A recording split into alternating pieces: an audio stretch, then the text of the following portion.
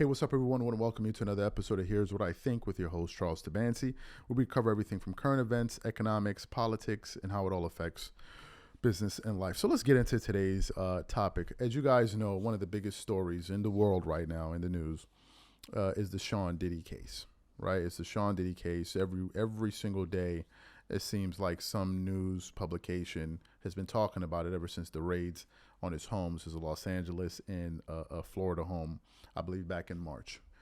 After the raids had taken place, there was a surge of commentary around it, but then it all died down because we didn't hear anything about it after that. And then he just got recently, picked up by the federal government, and then he got arrested, and then everything started up again. And then after that, it just became this firestorm, right? A firestorm where everyone is now weighing in on it. But I think we've gotten to the point where we're beginning to lose sight of what this case is about. And I'm going to give you guys my honest views here. I'm not really here to placate to anybody. I'm here to tell you guys what I think, and then it's up to you to make your decision based on what you feel about what I said. But what I feel like is happening right now is that I feel like there's a lot of noise out there. I feel like there's a lot of nonsense being promoted for a quick buck because I think people want to make money any way that they can. And I think very little of it has to do with the actual allegations and the case itself. So what I want to do is, I want to go over the facts again. This is from the Hilltop Online. Okay, it says, Sean Diddy, and I want to read what actually took place here. Sean Diddy Combs indicted on racketeering and trafficking charges. It then continues on. Sean Diddy Combs, the music mogul, also known as P. Diddy, has been arrested and indicted on a range of charges, including racketeering, trafficking, and forced labor. An indictment unsealed by the U.S. District Court for the Southern District of New York detailed decades of alleged criminal activities orchestrated by Combs through his extensive business empire. Combs was arrested on September 16 and has been denied bail twice, with the judge citing an inability to ensure Combs returns to court or the safety of the community and concerns over potential witness tampering. Combs pleaded not guilty to all charges and is now awaiting trial. The released video in May 24th, in which Combs assaulted then-girlfriend Cassie Ventura, led to Howard cutting all ties with Combs on June 7, with the recession of his honorary degree and the return of his financial contributions to the university. The Hilltop reached out to Howard University alumni relations office, which declined to comment. A representative explained that they have already returned the funds Combs donated to the university and therefore have no further commentary on recent developments involving Combs. The indictment alleged that Combs used his businesses, including Bad Boys Entertainment, Combs Enterprises, and Combs Global, to facilitate a variety of such crimes as trafficking, forced labor, kidnapping, arson, bribery, and obstruction of justice. For decades, Sean Combs abused, threatened, and coerced women and others around him to fulfill his sexual desires, protect his reputation, and conceal his conduct, according to the indictment. It further outlined how Combs relied on his employees and associates to execute these illicit activities. The indictment described Combs Enterprise as a criminal organization with various corporate entities and individuals tied to Combs' businesses. The enterprise allegedly operated with the primary goal of bolstering and safeguarding Combs' power and status in the entertainment industry, according to the indictment. And then the article goes on and on and on and on. But I want to go back to the top. The top says, Sean Combs indicted on racketeering, trafficking charges. That is essentially what the federal government is trying him for.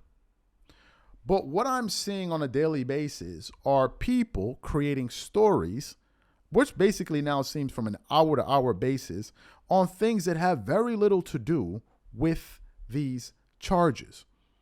A lot of it is either speculative or just flat-out nonsense. For example, there's this big story going on about whether or not he had 1,000 bottles of baby oil.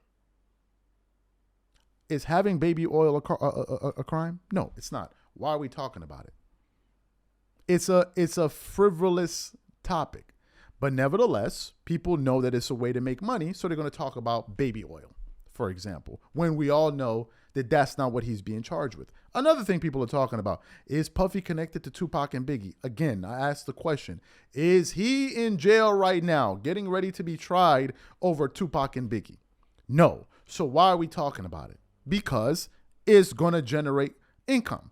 Another one that's a big one is LeBron James tied to all of this? And people have been coming to me, and I discussed this with Marco, the co-founder of Dreamers Pro. If you guys, I'm sure some of you guys may have seen us. We have a sports channel called Dreamers Pro where we focus on sports and all of that.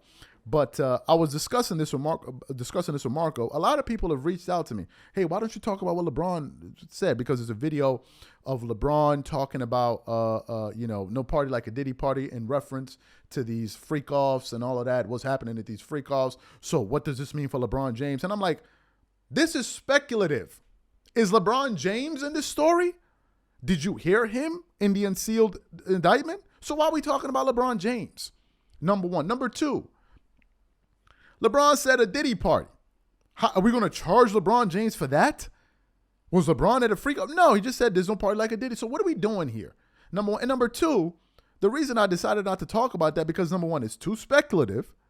Number two, there's a video online on YouTube, I think it was Puffy celebrating his 50th birthday party. There was a plethora of celebrities there. Hell, the late, great Kobe Bryant and his pregnant wife, Vanessa, were there as well. So what does that mean? Was Kobe?